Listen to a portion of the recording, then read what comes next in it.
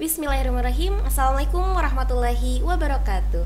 Baik sahabat IAI, bersama saya Devianita Fadilatul Gunawan di Observasi, obrolan seru menginspirasi.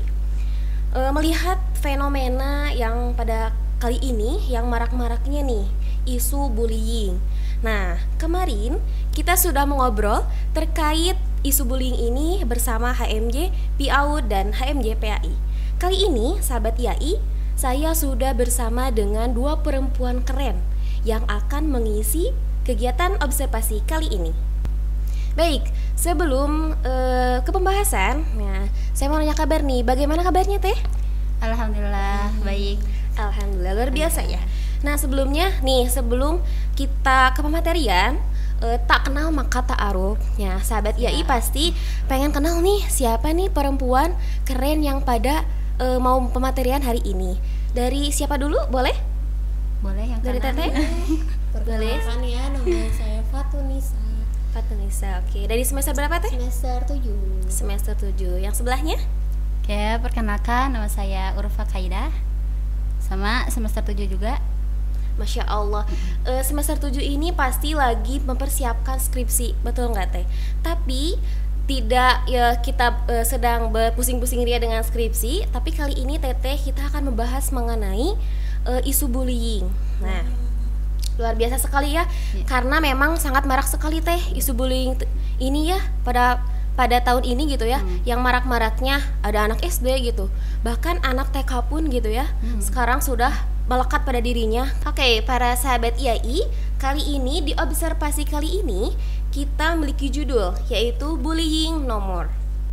Baik, sahabat IAI, di observasi obrolan seru menginspirasi kali ini kita akan membahas mengenai bullying no more. Langkah-langkah praktis untuk mencegah dan mengatasi perundungan siswa. Baik, untuk membahas mengenai isu bullying ini ya Teh ya. Yang pertama nih, pandangan HMJ IAT terkait kasus bullying pada fenomena saat ini bagaimana Teh? Baik, alhamdulillah.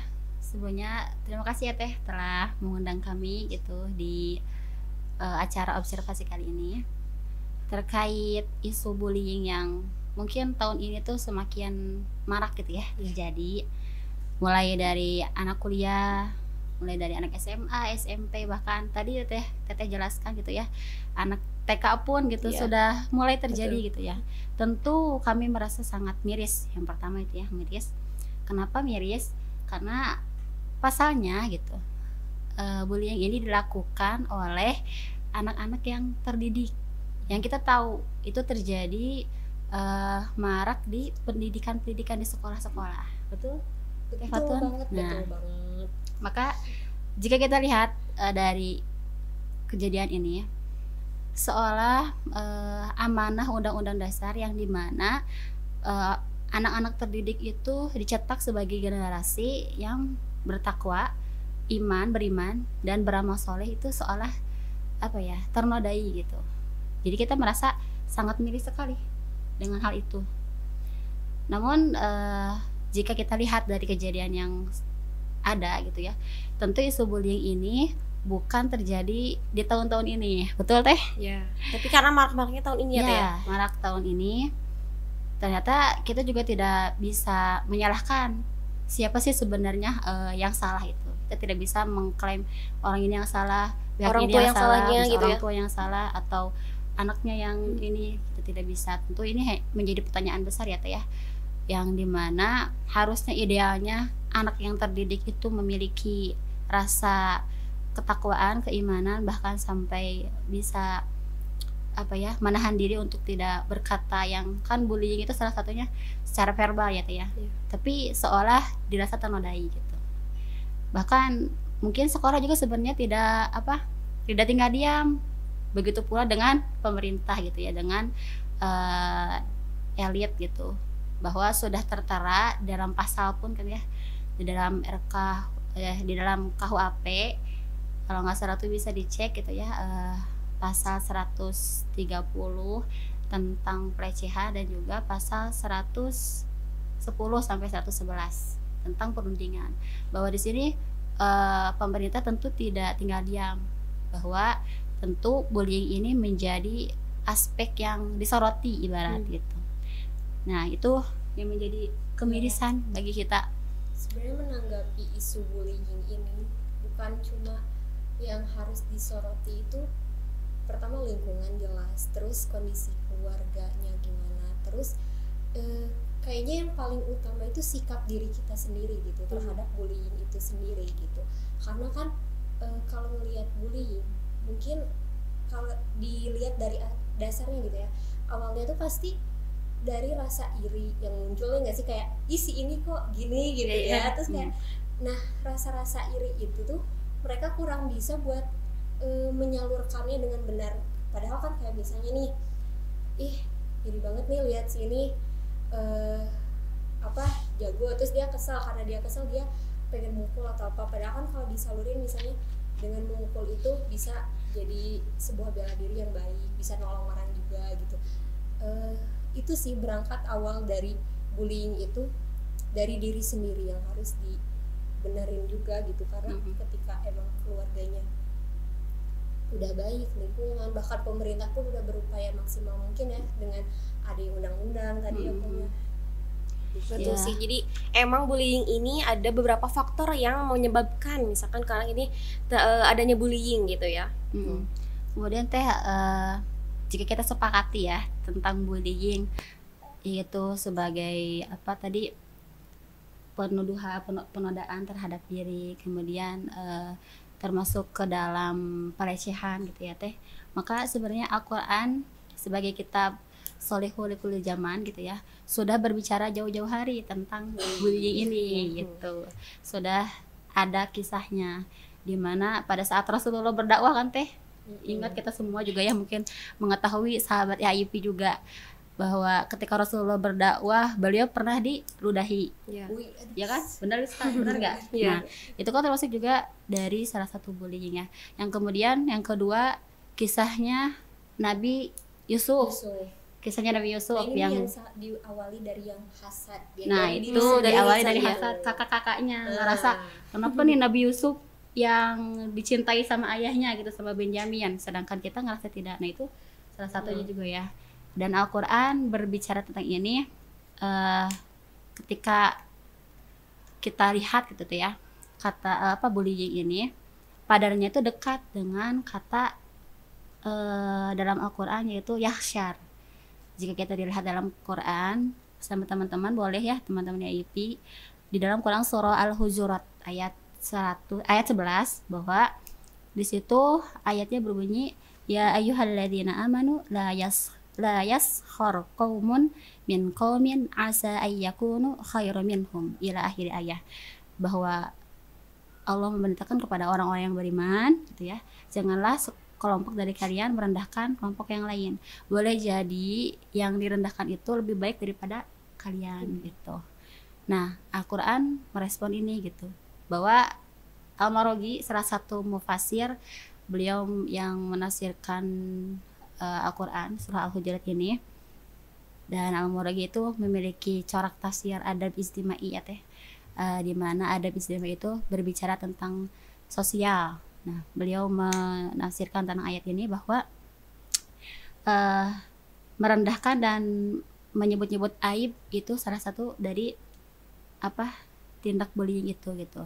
Dari kalimat yahsyar itu dimaknai sebagai merendahkan dan menyebut-nyebut aib juga kekurangan dengan bermaksud untuk menertawakan. Itu yang ditafsirkan oleh Al-Maroghi.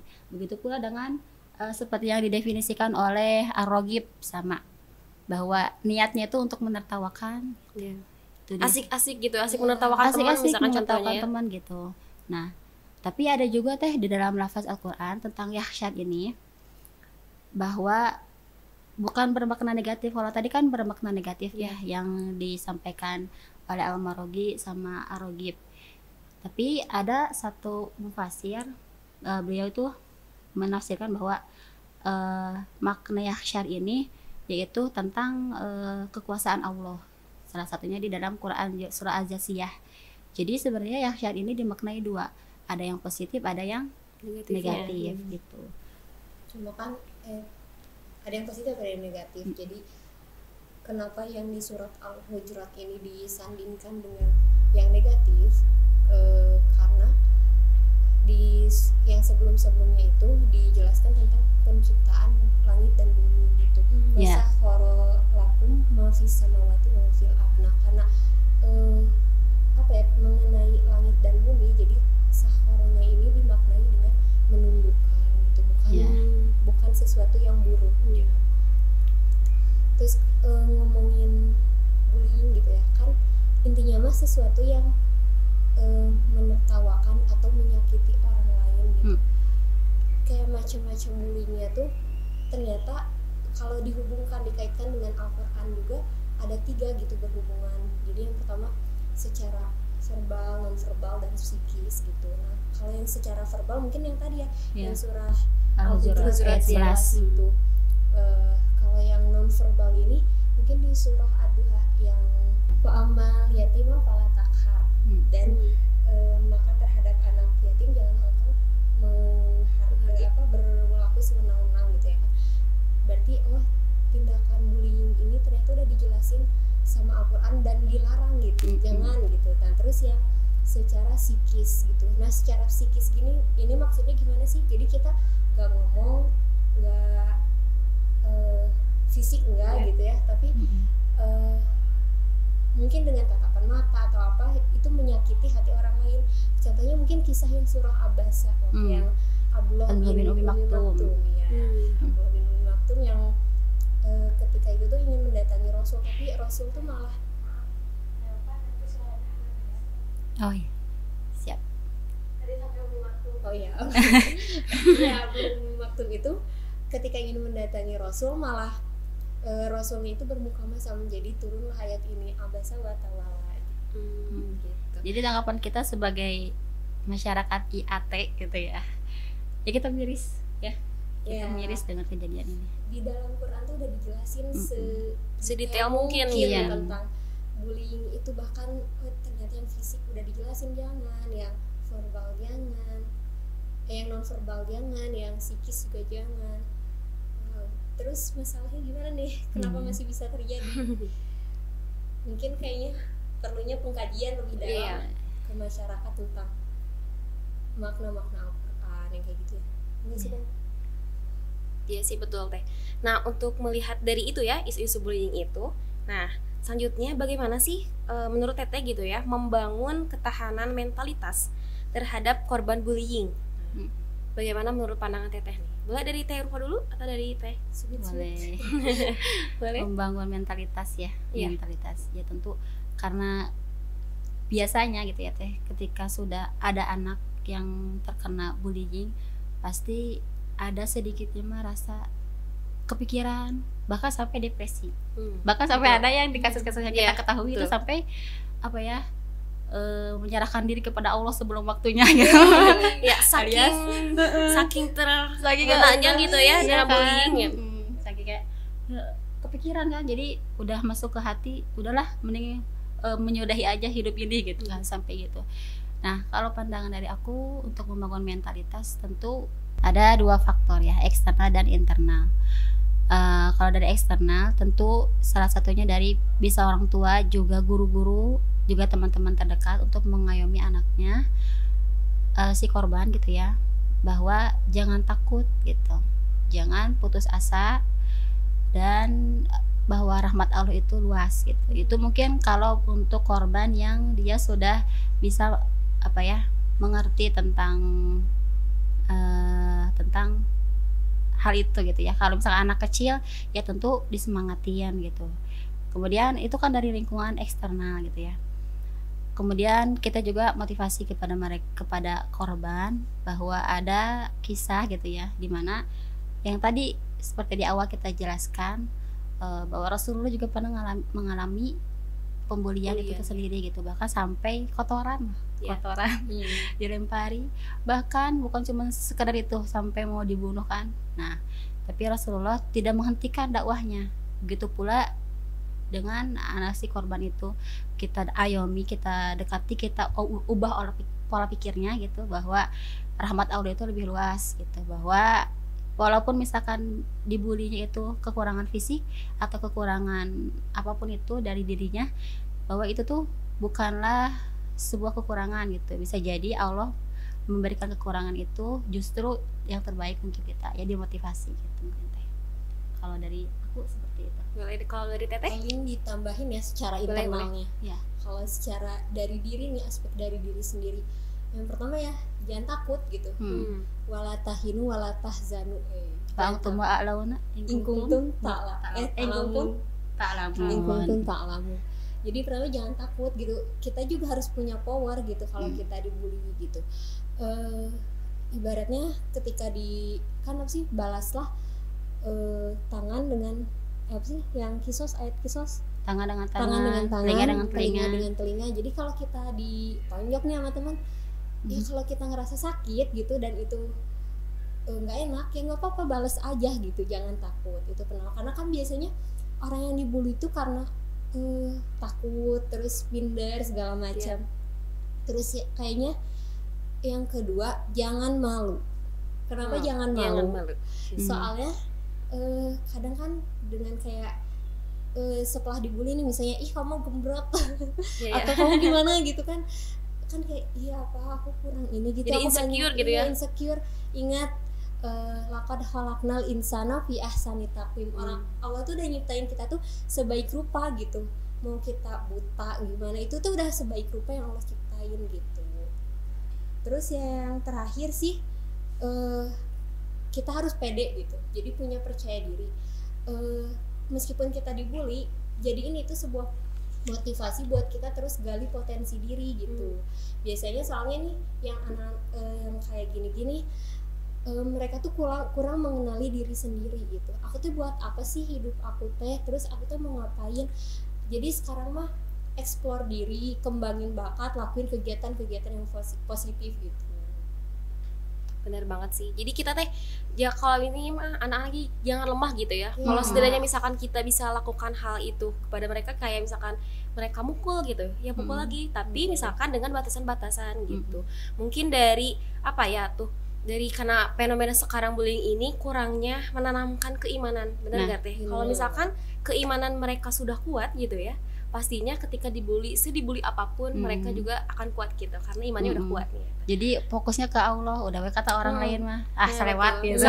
Misalkan di ini gak kamu mah misalkan gendut lah, misalkan apa-apa hitam gitu. Tapi balik lagi karena itu kan misalkan dia menghina ciptaan Allah. Kalau udah ditertanam di sana pasti kan biarin aja gitu ya. Oke, Mbak, selanjutnya teh mengenai membahas bullying ini. Nah, bagaimana sih prinsip keadilan yang diajarkan oleh Islam? Boleh dari siapa dulu?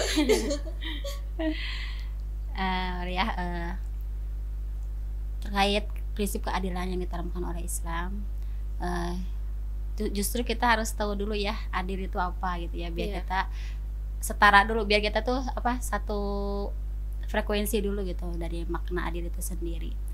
Jika kita melihat makna adil, tentu di dalam Quran ada banyak ya ayat tentang adil. Saya mengambil artikel dari salah satu salah satu bapak namanya Pak Handro. Beliau sarjana hukum, membahas tentang prinsip adil ini gitu ya.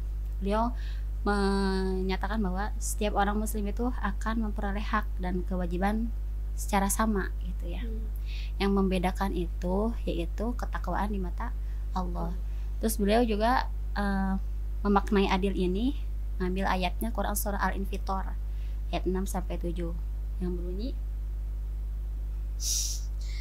ya ayyuhal insanu ma gharraka bi rabbikal karim alladzi khalaqaka fasawwaka fa'adalak. Nah, jika dilihat dari tafsir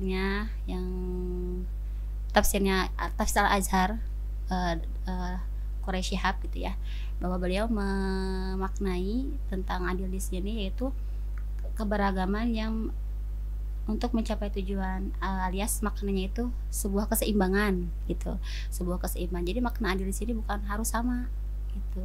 Kalau harus sama mah tuh berarti kita pasti akan ada berpikir kalau ada kita nih yang bisa melihat terus orang lain tidak bisa melihat, Gak adil gak gitu adil ya. tuh.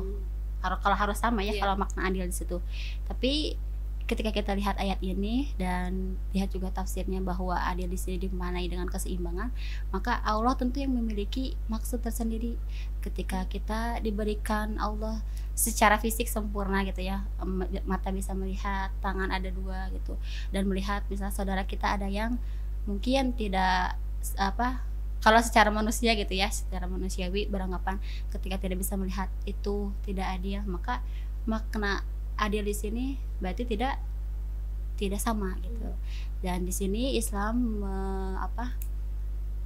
memberikan konsep bahwa adil itu ya seimbang. Adil itu seimbang kan. Ya seimbangnya didasarkan apa ya, tentunya balik lagi kan didasarkan Al-Quran sama Sunnah gitu. Cuma kayak mau nambahin aja, ngasih kayak analogi. Mungkin sempet ada yang mikir kenapa sih diciptain surga sama neraka gitu. Kenapa nggak surga aja semuanya dimasukin ke surga, ya enggak? Biar adil aja. Biar adil semuanya gitu. Nah itu konsep adilnya Allah gitu.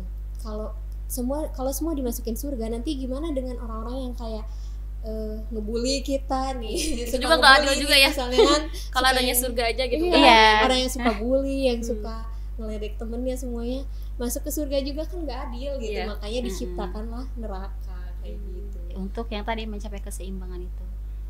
Kembali lagi makna dari keseimbangan itu tentu Allah yang tahu itu ya. Wallahu a'lam gitu pada akhirnya. Oke, baik, sahabat YIP, pembahasan yang luar biasa, jadi fenomena bullying mengenai perspektif ilmu Al-Quran dan tafsir yang sangat luar biasa ya, tadi sudah disampaikan oleh Teteh, dua pemateri hebat kali ini. Untuk sebelum menutup jumpa kita pada observasi kali ini, mungkin ada sedikit ya closing statement dari Teteh untuk mengenai pembahasan bullying kali ini. Oke. Setiap manusia itu memiliki hak dan kewajiban yang sama tanpa batas apapun gitu ya. Yang membedakan hanya satu, yaitu ketakwaan di mata Allah. Mungkin itu. Jadi teruntuk kalian para pembuli, ingat bahwa setiap yang kita lakukan itu akan dihisab oleh Allah. Oke, mungkin itu pendapat closing statement dari Teh Urfa gitu ya. Selanjutnya dari Teteh, boleh? Paling ngambil dari sebuah hadis aja ya. Innallaha la yanzuru ila suwarikum wa amwalikum walakinna yanzuru ila qulubikum wa amalikum. Allah tuh gak ngelihat dari wajah kalian atau dari hartanya kalian, tapi Allah itu melihat dari gimana hati kalian sama amal perbuatan kalian. Jadi buat yang mau bully mikir-mikir ulang ya. Iya, pikir ya. Buat sahabat Ada YIP, perhisaban. jangan sampai kita ngebully gitu ya. Kalau mau ngebully, ingat-ingat dulu, pikir-pikir dulu. Itu mungkin ya Teh ya. Oke, baiklah sahabat YIP, itulah pembahasan mengenai bullying di observasi kali ini. Itu saja yang tadi penutup jumpa kita.